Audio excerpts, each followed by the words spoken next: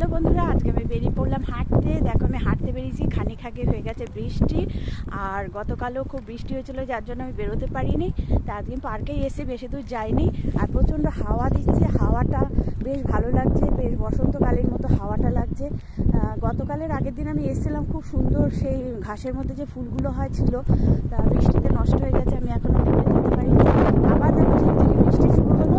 তা আমি হেঁটেই যাব, অনেকদিন পর যখন বেরালাম তো হাঁটতে হেঁটেই আমি ফিরবো।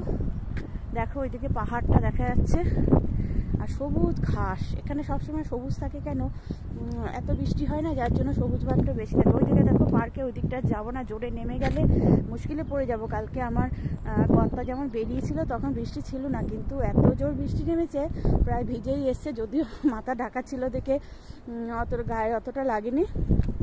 এখানে দেখো এই গাছগুলো আস্তে আস্তে পাতা আসবে, শীতকালে পুরো পাতাগুলো ঝরে যায়, কিন্তু পাইন গাছের পাতা সব সময় সবুজ থাকে, খুব ভালো লাগে দেখতে। আর বিশাল বড় বড় গাছগুলো হয়।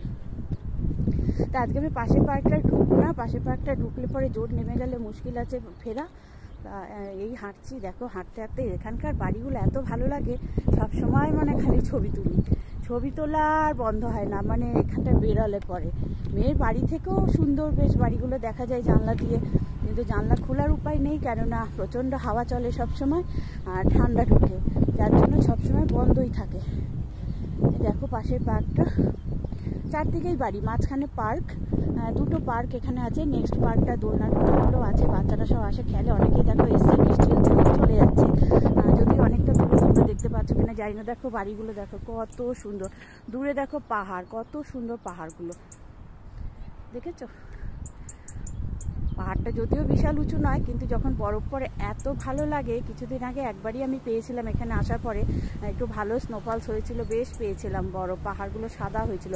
কিন্তু পাহাড়ের কাছে তো পৌঁছাতেই পারলাম না, এখনো কবে জানি না যেতে পারবো কিনা। মাঝে মাঝে দেখো জলও জমে গেছে। দেখো এই পার্ক দিয়ে একটা গাড়ি যাচ্ছে, এই গাড়ি হলো ডেলিভারি দেয় লোকের বাড়ি বাড়ি সব জিনিসপত্র দেয়। সবাই এখানে ডগিদের নিয়ে আসে বাড়ি, এখানে প্রত্যেকের বাড়িতে একটা করে পেট ডগ থাকে, কারো কারো দুটোও থাকে। বেড়ালটা খুব কমই দেখা যায় যদিও। সবাই নিয়ে পার্কে হাঁটতে বেরোয়, ভালো লাগে, ওরা নিজেদের সন্তানের মতো ওদের দেখে। দেখো সব আসছে আইরিশ সামনে, এখানে গাছগুলো দেখো সব ন্যাড়া হয়ে গিয়েছে।